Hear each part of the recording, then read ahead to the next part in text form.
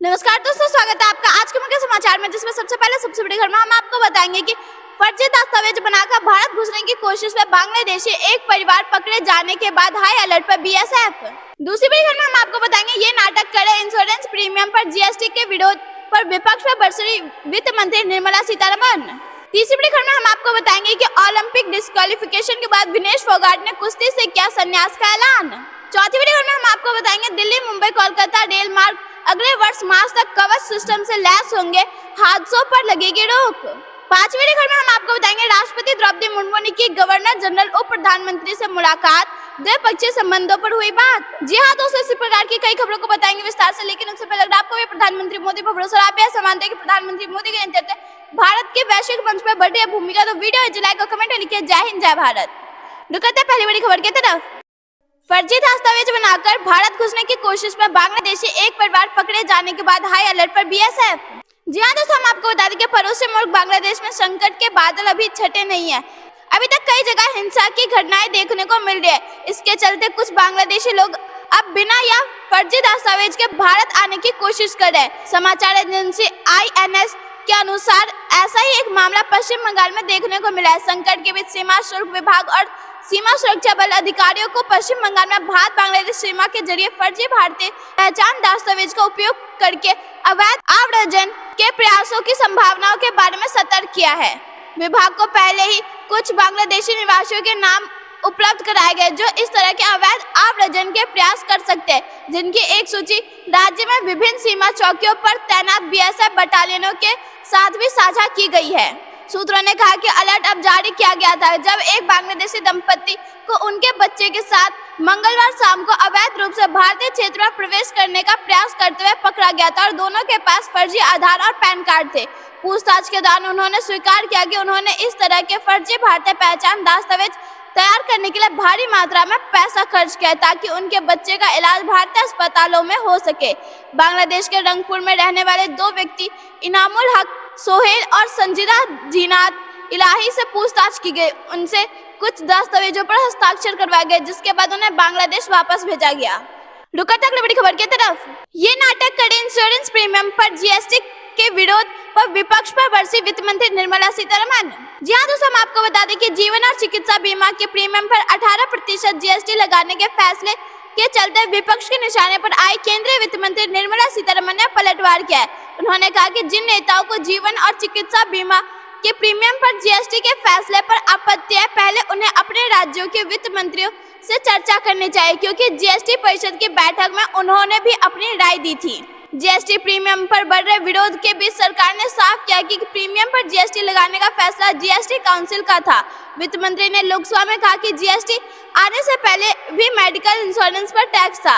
यह कोई नया टैक्स नहीं है और यह सभी राज्यों में है। वित्त मंत्री ने कहा कि यहाँ विरोध करने वालों ने क्या अपने राज्यों के इस कर को हटाने के बारे में चर्चा किया है? क्या उन्होंने अपने राज्यों के वित्त मंत्रियों को इस बारे में लिखा और उनसे इस जीएसटी परिषद में उठाने के लिए कहा, जहां राज्यों की हिस्सेदारी 2/3 है, लेकिन वे विरोध कर रहे हैं। यहाँ उनका दोहरा मापदंड और यह उनका नाटक है। गौरतलब है कि केंद्रीय मंत्री रुकते अगली बड़ी खबर की तरफ।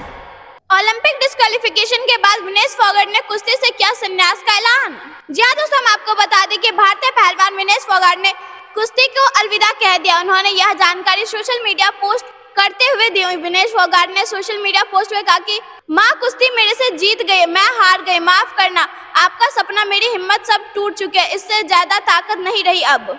अलविदा कुश्ती 2001-2024। उन्होंने माफी मांगते हुए कहा कि आप सब की हमेशा ऋणी रहूंगी। विनेश फोगाट ने सेमीफाइनल मुकाबला अपनी कॉम्पिटिटर के खिलाफ 5-0 के अंतर से जीता था और वह ओलंपिक फाइनल के लिए क्वालिफाई करने वाली पहली भारतीय महिला पहलवान थी।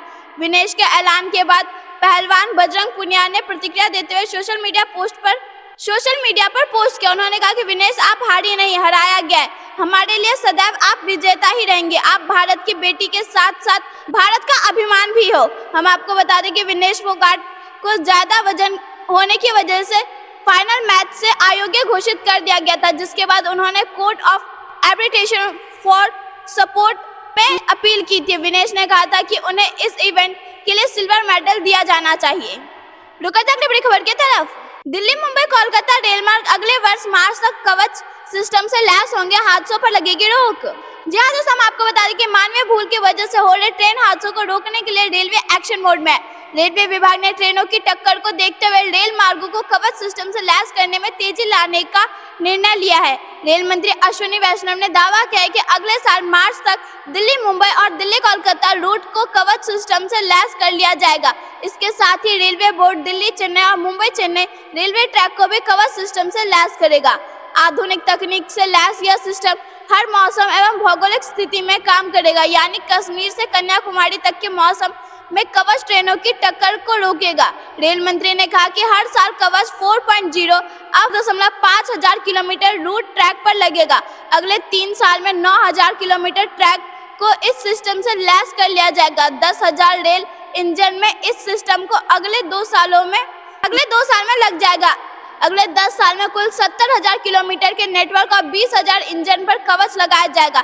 इसके लिए सभी 8,000 रेलवे स्टेशनों का ड्रोन से सर्वे किया जा रहा है। वैष्णव ने बताया कि स्टेशन पर कवच लगाना सबसे बड़ी चुनौती का काम होता है। रेल मंत्री अश्विनी वैष्णव ने बताया कि कवच 4.0 जंगल, ऊंचे पहाड़ और रेगिस्तान में भी काम करेगा। फिलहाल 3 कंपनियों को इसे लगाने की मंजूरी दी गई है।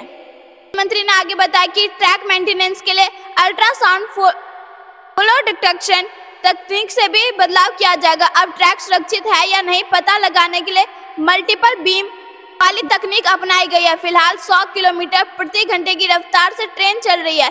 इसे बढ़ाकर 130 और 160 किलोमीटर प्रति घंटा चलने लायक पटरी को बनाया जाएगा। दोस्तों, अगर आपको ऐसा लगता है कि प्रधानमंत्री मोदी देशवासियों की सुरक्षा के लिए ले रहे कई अहम फैसले, तो वीडियो लाइक और कमेंट अपनी राय जरूर बताइए। अगली बड़ी खबर की तरफ, राष्ट्रपति मुर्मू ने की गवर्नर जनरल उप प्रधानमंत्री से मुलाकात, द्विपक्षीय संबंधों पर हुई बात। जी हाँ दोस्तों, हम आपको बता दें कि राष्ट्रपति द्रौपदी मुर्मू फिलहाल न्यूजीलैंड दौरे पर है। वह बुधवार को न्यूजीलैंड पहुंची, वह जहां विदेश मामलों के मंत्री टॉड मैकले और भारतीय उच्चायुक्त नीता भूषण ने उनका गर्मजोशी से स्वागत किया। गुरुवार को राष्ट्रपति मुर्मू न्यूजीलैंड के गवर्नर जनरल डेन सिंडी कीरो और उप प्रधानमंत्री विंस्टन पीटर्स से मुलाकात की। इस मुलाकात के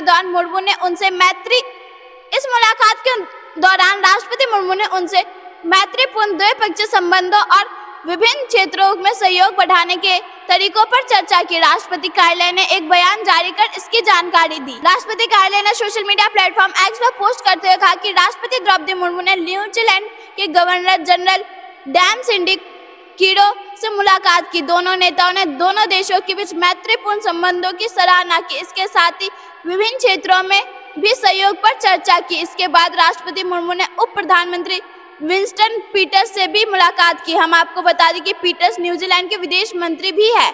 इस मुलाकात पर राष्ट्रपति कार्यालय ने कहा कि दोनों नेताओं ने कई क्षेत्रों में सहयोग बढ़ाने के तरीकों पर विचार विमर्श किया। शिक्षा के महत्व पर बात करते हुए राष्ट्रपति द्रौपदी मुर्मू ने कहा कि भारत में माता पिता अपने बच्चों को बेस्ट शिक्षा देने की उम्मीद रखते हैं। कई भारतीय छात्र न्यूजीलैंड के विभिन्न विश्वविद्यालयों में शिक्षा ले रहे हैं। 8,000 भारतीय छात्र पूरे न्यूजीलैंड में विभिन्न पाठ्यक्रमों में पढ़ाई कर रहे हैं, जहाँ यहाँ का दूसरा सबसे बड़ा समूह बन गया है। उन्होंने आगे कहा कि न्यूजीलैंड इंटरनेशनल एजुकेशन कॉन्फ्रेंस शिक्षा में चल रहे सहयोग को मजबूत करने और सहयोग के नए क्षेत्रों को खोज करने का एक शानदार अवसर प्रदान करता है। दोस्तों, आप यहाँ से मानते हैं कि भारत की बढ़ती वैश्विक मंच पर भूमिका, तो वीडियो लाइक और कमेंट अपनी राय जरूर बताइए। अगली बड़ी खबर की तरफ, बजट ने मिडिल क्लास के टैक्स का बोझ घटाया, एलटीसीजी में बदलाव लोगों की उम्मीद, वित्त मंत्री निर्मला सीतारमण का बड़ा बयान। जी हाँ दोस्तों, हम आपको बता दें कि वित्त मंत्री निर्मला सीतारमण ने बुधवार को अपने बजट का जोरदार बचाव किया। वित्त मंत्री ने कहा कि बजट ने मध्यम वर्ग के टैक्स का बोझ कम किया और संपत्ति लेन देन पर पूंजीगत लाभ कर प्रावधान में ढील देना सरकार द्वारा आम आदमी की उम्मीदों को स्वीकार करने की प्रतिबिंब है। लोकसभा में वित्त विधेयक पर बहस का जवाब देते उन्होंने कहा कि मानक कटौती में 50% की बढ़ोतरी के साथ मध्यम वर्ग पर टैक्स का बोझ कम हो गया है। बजट दरों में बढ़ोतरी के लिए बिना टैक्स व्यवस्था को सरल बनाता है।